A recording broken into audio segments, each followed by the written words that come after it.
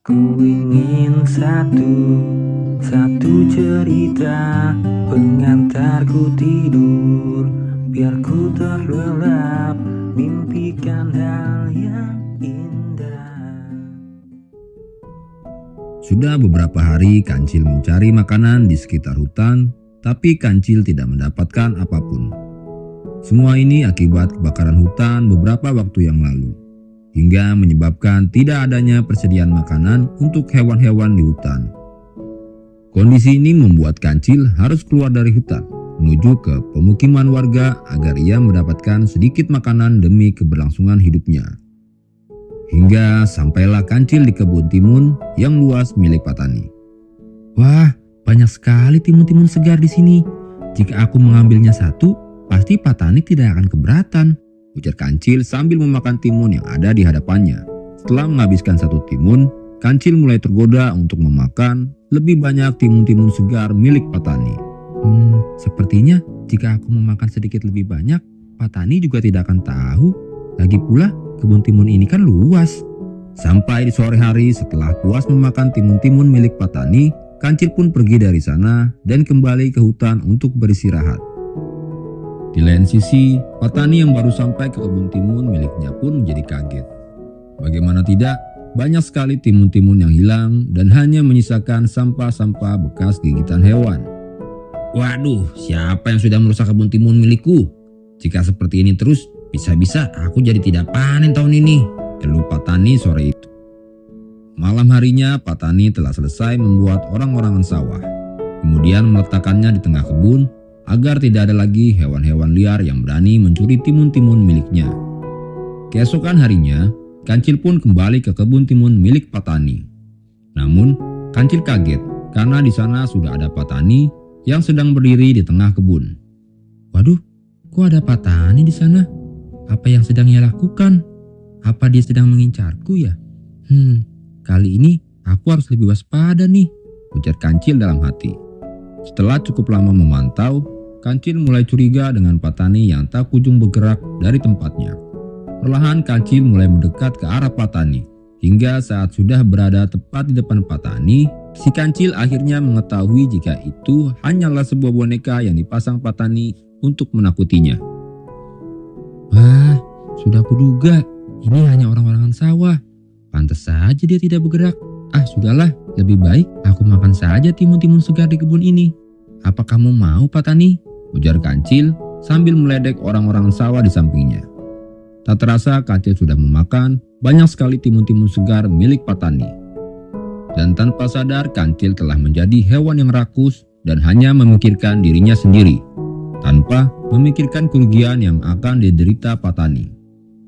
Malam harinya, Patani yang baru sampai di kebun timun miliknya kembali kaget. Ia tidak menyangka, ternyata orang-orangan sawah yang ia buat tidak bisa menakut-nakuti hewan-hewan yang mencuri di kebun timun miliknya. Bahkan, orang-orangan sawah itu sudah jatuh tergeletak di bawah tanah. Waduh, jika seperti ini terus, aku bisa benar-benar tidak panen tahun ini. Aduh, apa yang harus aku lakukan nih? Patani berpikir keras mencari cara agar dapat menjebak hewan yang telah mencuri timun-timun di kebunnya. Setelah lama berpikir, Patani pun mendapatkan ide. Ia melumuri orang-orangan sawahnya dengan lem yang sangat kuat. Patani berharap jika esok hewan itu datang kembali dan merobohkan lagi orang-orangan sawah ini, maka hewan itu akan menempel dengan sangat kuat. Keesokan harinya, Kancil pun kembali datang ke kebun timun milik Patani. Tidak seperti kemarin, hari ini si Kancil begitu percaya diri. Ia tidak peduli meskipun ada orang-orangan sawah yang kembali berdiri di tengah kebun. Kamu lagi, Patani? Kuat sekali kamu, berdiri di tengah kebun tanpa bergerak sedikit pun, ujar Kancil meledek. Tanpa sadar, Kancil pun memegang orang-orangan sawah tersebut dan membuat tangannya menempel dengan sangat kuat. Aduh, tanganku kenapa ini? Tolong, tanganku menempel di boneka ini. Tolong aku. Kancil terus berteriak meminta pertolongan. Namun sayang, tidak ada satupun orang yang mendengar suaranya, mengingat kebun timun ini sangat luas. Setelah lelah berusaha, si Kancil pun tertidur pulas di tengah kebun timun milik Patani. Hingga tak terasa hari sudah malam. Kancil pun terbangun dan baru sadar jika Patani sudah ada di depan matanya. "Hei Kancil, ternyata kamu yang telah mencuri timun-timunku selama ini. Apakah kamu tidak tahu berapa kerugian yang aku alami atas perbuatanmu ini? Apakah kamu tidak mengetahui jika aku adalah kepala keluarga yang harus memberikan nafkah untuk anak dan istriku? Apa yang harus aku berikan kepada keluargaku jika ternyata aku gagal panen tahun ini akibat ulahmu?" tanya Patani penuh emosi. Kancil pun tersadar setelah mendengar ucapan Patani.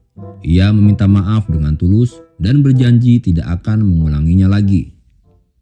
"Maafkan aku Patani, awalnya aku lapar dan hanya ingin mencuri beberapa timunmu.